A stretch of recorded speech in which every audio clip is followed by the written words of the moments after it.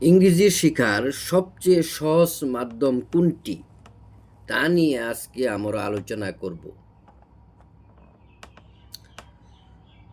চলুন শুরু করা যাক। লক্ষ্য করুন, এখানে প্রথম বাক্যটি আপনারা একবার পড়ে নেন। আমাদের বিদ্যালয়ের একটি সুন্দর বাগান আছে। বাংলা বাক্যে ক্রিয়া থাকে বাক্যের শেষে। বাংলা বাক্যে ক্রিয়াটা থাকে, ভার্ব থাকে বাক্যের শেষে।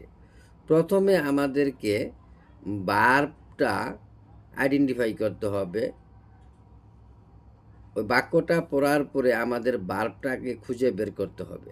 তাহলে খুব সহজে আমরা বের করার একটা টেকনিক হলো যে আমাদের লক্ষ্য রাখতে হবে যে বাংলা বাক্যে সাধারণত ক্রিয়াটা থাকে শেষে।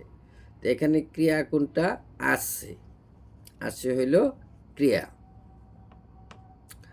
এই আছে ক্রিয়াকে আমরা এখন প্রশ্ন করব কে বা কারা দ্বারা। কে বা কারা দ্বারা কেন প্রশ্ন করব? সাবজেক্ট বের করার জন্য। সাবজেক্ট বের করার জন্য আমরা কে বা কারা দ্বারা প্রশ্ন করব। যা এখন কার আছে, কার আছে, তাহলে উত্তর আসবে আমাদের বিদ্যালয়ের। আমাদের বিদ্যালয়ের। কার আছে? আমাদের বিদ্যালয়ের। আমাদের বিদ্যালয়ের, এখানে আমাদের বিদ্যালয়ের, তাহলে আমরা লিখব আমাদের বিদ্যালয় ইংরেজি কি? Our school.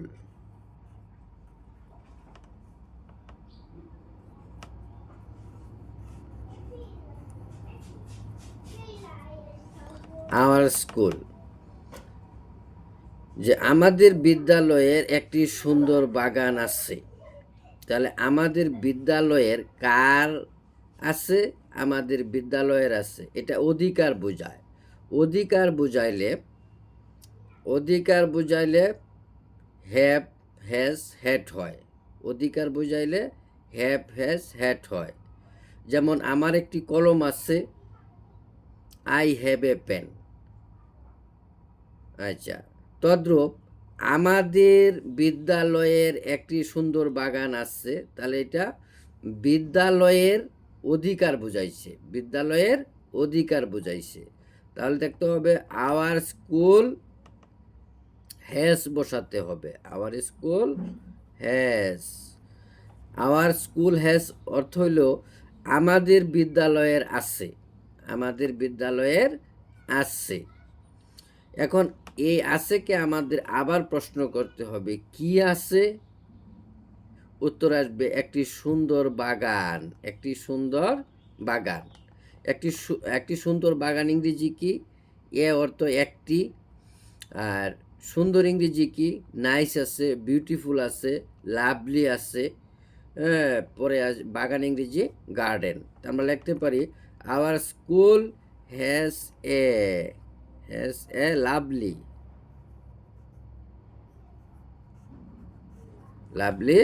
Garden.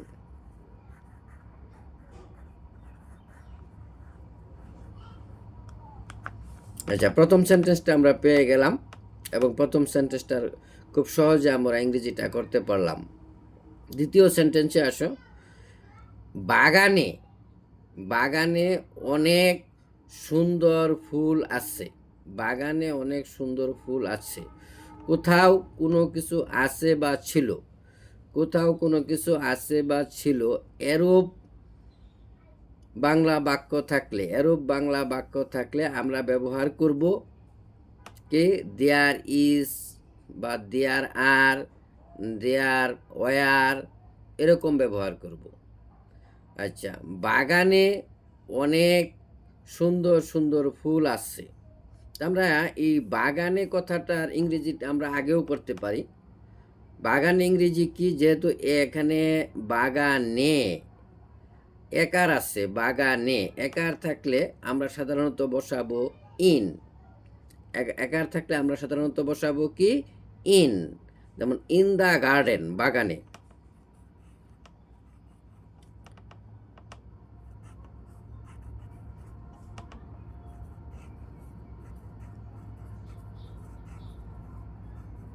In the garden, যখন আমরা এই বাগানে কথাটা আগে বসাবো তখন একটা কমা ব্যবহার করব। আচ্ছা, এখন হলো অনেক সুন্দর সুন্দর ফুল আছে, যে কোথাও কোনো কিছু আছে এরূপ বুঝালে, কোথাও কোনো কিছু আছে এরূপ বুঝালে আমরা ব্যবহার করব দেয়ার ইজ ব্যবহার করতে পারি, দেয়ার আর ব্যবহার করতে পারি, দেয়ার ওয়াজ ব্যবহার করতে পারি, দেয়ার ওয়ার ব্যবহার করতে পারি।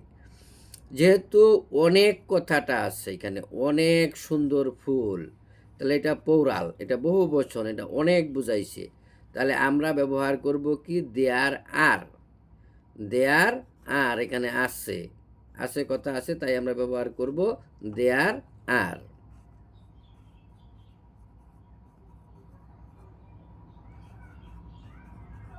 দেয়ার আর। এখন কি আছে?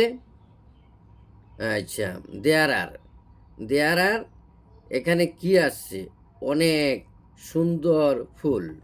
অনেক ইংরেজি কি মেনি, অনেক ইংরেজি কি মেনি। আচ্ছা, সুন্দর ইংরেজি কি বিউটিফুল, নাইস।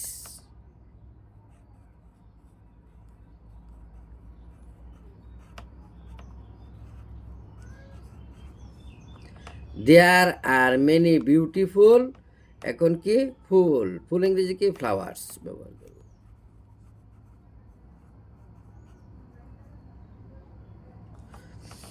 তাহলে বাগানে অনেক সুন্দর ফুল আছে, আমরা কি পেলাম? In the garden there are many beautiful flowers, বাগানে অনেক সুন্দর ফুল আছে। এখন পরবর্তী বাক্যটা লক্ষ্য করো, আমরা নিয়মিত বাগানে যত্ন নেই, আমরা নিয়মিত বাগানের যত্ন নেই। এখানে ভার্ব কোনটা? এখানে ভার্বটা আমাদের খুঁজে বের করতে হবে। আগেই বলা হয়েছে যে বাংলা বাক্যে ক্রিয়াটা থাকে কি, বাংলা বাক্যে ক্রিয়াটা থাকে সাধারণত শেষে, বাক্যের শেষে। যেমন যত্ন নেই, এটা হলো ক্রিয়া, যত্ন নেই এটা হলো ক্রিয়া। মানে এটাকে আমরা প্রশ্ন করি, কারা যত্ন নেয়?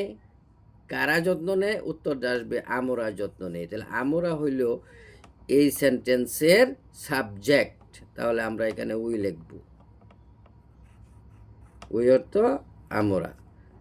সাবজেক্টের পরে আমাদের কি ব্যবহার করতে হবে? ভার্ব ব্যবহার করতে। যত্ন নেওয়া ইংরেজি কি? যত্ন নেওয়া ইংরেজিতে হইল, যত্ন নেওয়া ইংরেজি হইল take care of. Take, take care of.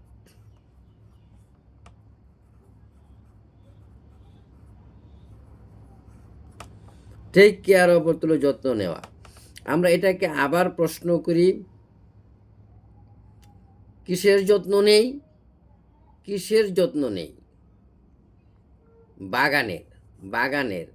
তাহলে এখানে বাগানের কথাটা যেহেতু দেওয়া আছে, তাহলে আমরা এখানে যেহেতু এই টেক কেয়ার অফ এটার সাথে কি অফ আছে, তাহলে আর যদি আমরা এখানে গার্ডেন লিখি তাহলে এটার বাগানের অন্ত এর এর যদি থাকে আমাদের লিখতে হয় অফ গার্ডেন, অফ গার্ডেন বাগানের। তাহলে আমরা যেহেতু এখানে অফ দেওয়া আছে, তাহলে আবার নতুন করে আমাদের অফ লিখতে হবে না, গার্ডেন।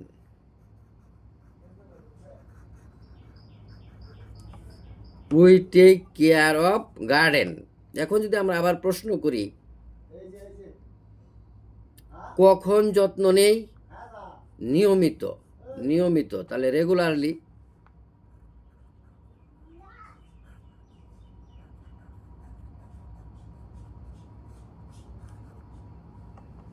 রেগুলারলি, নিয়মিত। এরপরের বাক্যে আসো, যে ছাত্রছাত্রীরা বাগান পরিষ্কার করতে একত্রে কাজ করে। এখানে ভার্ব কোনটা? এই যে শেষে দেওয়া আছে, এখানে শেষে দেওয়া আছে এই ভার্ব। তাহলে আমরা প্রশ্ন করি কাজ করে, তাহলে কাজ করে কারা কাজ করে? কারা কাজ করে? ছাত্রছাত্রীরা। ছাত্রছাত্রীরা হইল এখানে সাবজেক্ট। তাহলে আমরা লিখি স্টুডেন্টস।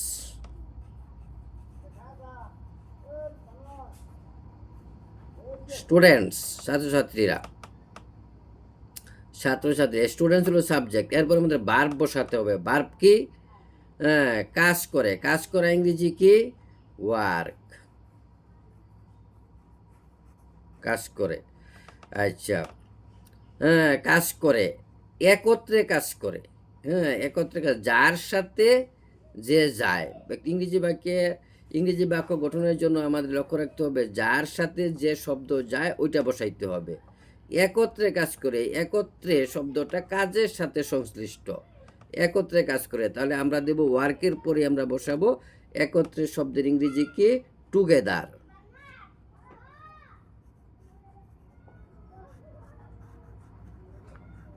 আচ্ছা, টুগেদার। এরপরে আছে কি?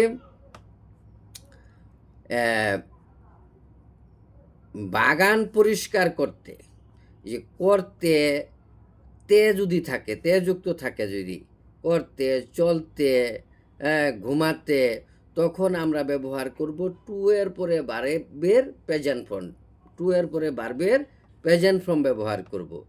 তাহলে পরিষ্কার করতে ইংরেজি কি? To clean. To clean.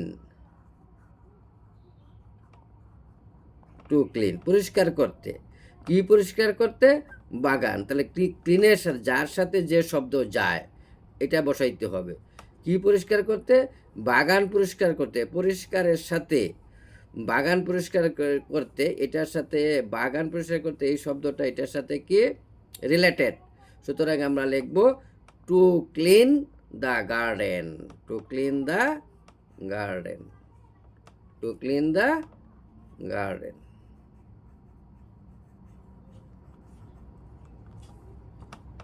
এভাবে আমরা খুব সহজেই বাংলা থেকে ইংরেজি করতে পারবো ইনশাআল্লাহ।